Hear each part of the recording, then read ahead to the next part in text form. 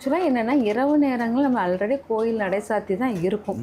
அதனால நமக்கு இரவு நேரத்தில் நம்ம நடை சாத்துறோம். இரவு நேரம் வந்து மாந்திரிக தாந்திரிகங்கள் வேலைகள் தான் அதிகமாக நடக்கிறவங்களுக்கு மட்டும்தான் அங்கே வந்து வேல்யூபிளாக இருக்கும். அதனால் இரவு நேரங்களில் இறைவனுடைய இது வந்து எதுவுமே அஃபெக்ட் ஆகாது.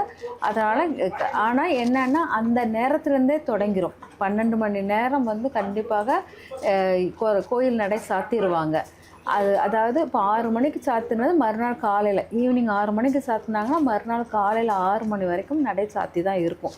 அதுக்கப்புறம் தான் கோயிலெல்லாம் சுத்தம் பண்ணி எல்லாம் பண்ணுவாங்க.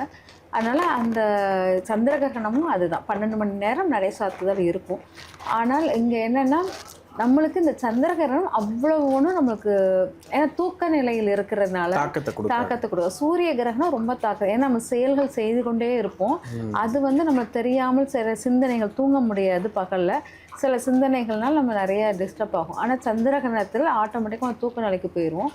அதனால் அந்த அளவுக்கு நம்மளுக்கு தெரியாது. ஆனால் காலையில் இருந்துச்சு நம்ம வீடை சுத்தம் பண்ணிவிட்டு ஹோமியம் வாங்கி தெளிக்கிறது, நல்லா நம்மளும் குளிச்சுட்டு வீடை சுத்தம் பண்ணி ஹோமியம் தெளித்து அப்புறம் விளக்கேற்றி விளக்கெல்லாம் கழுவி எடுத்து சாமி ரூமெல்லாம் சுத்தப்படுத்திட்டு அப்புறமா நம்ம விளக்கேற்றி கும்பிடுவது சிறப்பாக இருக்கும். ஆனால் ஒவ்வொரு அந்த கிரகணம் பிடிக்கும் முன்னக்கூட்டியே தர்ப்பை புல்லோ இல்லாட்டா இது அருகம்புல்லையோ வாங்கி வச்சுக்கணும். எந்த உணவு பதார்த்தங்கள் இருக்குது இல்லையா, அந்த உணவு பதார்த்தங்களில் நம்ம வந்து இப்போது சமைக்காத உணவுகள், இப்போ சமைச்ச உணவுனா நமக்கு சமைக்க வேண்டாம்னு சொல்லிட்டு நிப்பாட்டிடலாம். ஆனால் சில உணவுகள் வந்து தண்ணீர், பருப்பு, அரிசி இதெல்லாம் நம்ம வந்து என்ன பண்ணுறது, அதெல்லாம் நம்ம சமைச்சு தான் ஆகணும். அப்போ அந்த உணவுப் பொருட்கள், டேங்கில் உள்ள தண்ணி அதெல்லாம் கிரகணத்தில் என்ன பண்ணும் அப்படிங்கிற கொஸ்டின்லாம் இருக்கும் இல்லையா,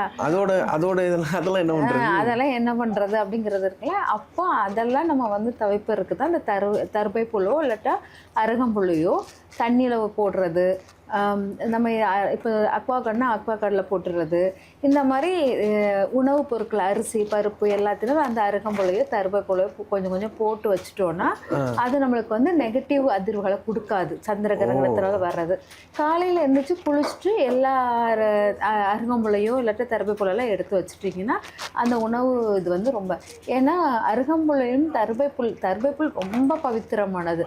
அது கெட்டதை எதுவுமே நீக்க விடாது. அதனால தான் நம்ம வந்து கும்பாபிஷேகம் பண்ணும்போதில் ஆரம்பித்தது நம்ம ஹோமம் வீட்டில் பண்ணுறது எல்லாமே இறப்பு வரைக்குமே இந்த தர்பைப்புல்லை வைத்து தான் கெட்டது எதுவுமே நெருங்காத அளவுக்கு வச்சு தான் பண்ணுவாங்க. அவ்வளவு வலிமை உண்டு அந்த தர்பை புல்லை வந்து நம்ம பயன்படுத்துவது ரொம்ப சிறப்பாக இருக்கும் சந்திர கிரகணத்துக்கு.